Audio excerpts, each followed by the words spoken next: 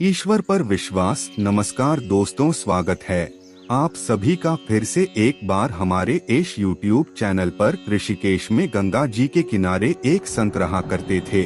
वह जन्मांध थे और उनका नित्य का एक नियम था कि वह शाम के समय ऊपर गगनचुंबी पहाड़ों में भ्रमण करने के लिए निकल जाते और हरि नाम का संकीर्तन करते जाते। एक दिन उनके एक शिष्य ने उनसे पूछा, बाबा आप हर रोज इतने ऊंचे ऊंचे पहाड़ों पर भ्रमण हेतु जाते हैं, वहाँ बहुत गहरी गहरी खाइयाँ भी हैं और आपको आँखों से दिखलाई नहीं देता, क्या आपको डर नहीं लगता अगर कभी लड़खड़ा गए तो? बाबा ने कुछ नहीं कहा और शाम के समय शिष्य को साथ ले चले। पहाड़ों के मध्य थे तो बाबा ने शिष्य से कहा, जैसे ही कोई गहरी खाई आए तो बताना।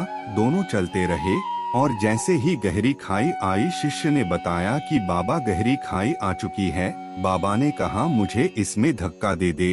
अब तो शिष्य इतना सुनते ही सकपका गया। उसने कहा, बाबा मैं आपको धक्का कैसे दे सकता हूँ, मैं ऐसा हरगिज नहीं कर सकता। आप तो मेरे गुरुदेव हैं, मैं तो किसी अपने शत्रु को भी इस खाई में नहीं धकेल सकता।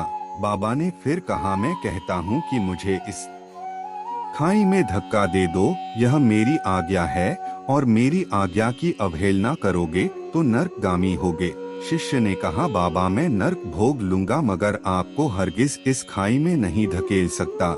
तब बाबा ने शिष्य से कहा, रे नादान बालक, जब तुझ जैसा एक साधारण प्राणी मुझे खाई में नहीं धकेल सकता तो बता मेरा मालिक भला कैसे मुझे खाई में गिरने देगा।